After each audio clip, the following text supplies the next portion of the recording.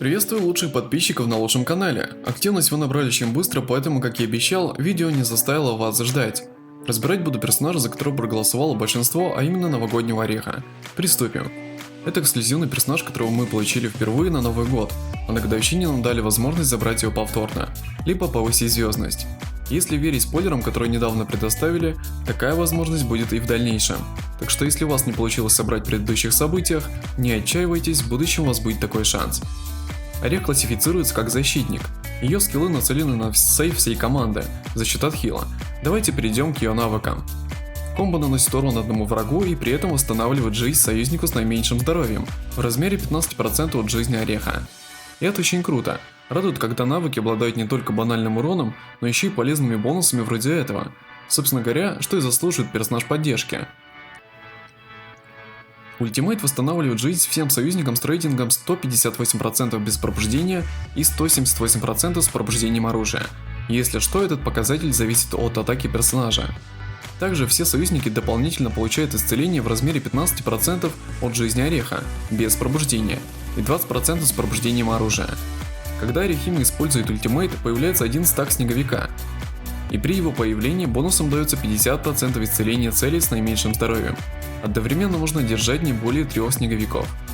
С пробуждением оружия ультимейт накладывает баф на всех союзников, который увеличивает их антиурон на 10%. Этот эффект действует 2 раунда.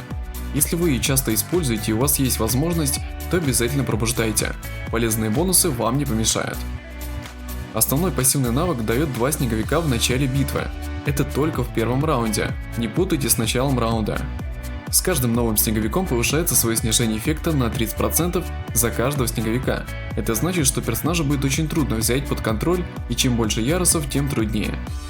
Если у союзника понижается жизнь ниже 50%, расходуется один снеговик, и союзник тут же исцеляется на 30% от максимальной жизни ореха.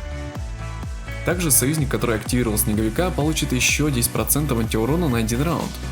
У нее просто превосходный скиллсет, от комбо навыка до пассивного навыка. Все идеально. Персонажей исцеления практически нету в игре, хватит пальцев одной руки, чтобы их пересчитать, и ни один из них в плане отхила с ней не сравнится. Рекомендую к получению к прокачке, особенно если вы играете от защиты.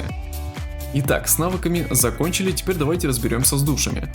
Орехимы в роли поддержки одеваем настороженную душу, приоритет отдается ей, и для этого есть 2 причины. Первая причина – эта душа дает жизнь. А чем больше жизни, тем больше навыки будут исцелять. Вторая причина – это набор ярости. Если Орехима будет блокировать слишком много ударов, то восстановление ярости будет очень медленно. Меньше ярости, меньше ультимейтов и соответственно меньше исцеления и полезных бонусов на антиурон. Если же этой души нету, то можете надеть разумную и последнюю в списке напряженная, на крайний случай мстящая душа. В третий слот любая свободная душа на жизнь. Если же Орехима единственный танк в вашей команде и на ее хрупкие плечи ляжет роль танка, то одевайте ей разумную, напряженную и в слот наследию душу Дзинте, чтобы максимально повысить ее выживаемость. Что касается апгрейда экипировки, то даже с одной звездой и базовым пробуждением она будет показывать отличные результаты. Если же ваши ресурсы позволяют и вы хотите улучшить ее защитные показатели, то советую прокачать 2 красные звезды на всю экипировку кроме оружия, плюс пробудить до рыжего качества. Это самый оптимальный вариант в плане соотношения цены плюс прибавки характеристик. Теперь я оценю ее по 6-бальной шкале в разных режимах. В PvP режиме 6 на 6 даю 6 баллов. Это один из лучших сейверов, который вам сильно поможет в продолжительных боях и в защите. В предельном вызове до 500 этажа оцениваю ее на 5 баллов, а на более высоких этажах ее полезность уменьшается, поэтому 4 балла. На боссе для начальных серверов, где строй умирает с нескольких ударов, ее полезность ощутима, но на чуть более поздней стадии игры от нее не будет толку, поэтому 1 балл. В режимах 1 на 1 при 4 звездах она является одним из самых сильных персонажей. Советую ее использовать, чтобы занимать более высокие рейтинги. Оценка 6 баллов. Теперь к ее плюсам и минусам. Из плюсов, первое, как я уже говорил выше, она является лучшим хилом и одним из лучших сейверов. Если вам не хватает выживаемости, то она отлично подойдет в вашу команду. Второй плюс, у нее доступные связи, которые нетрудно прокачать до фиолетового качества.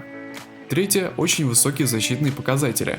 При 4 звездах в качестве R2 у нее 1 миллион плюс 100 тысяч хп. Четвертый плюс, она очень универсальная в плане режимов и нереально имбовая в боях 1 на 1. Теперь к минусам.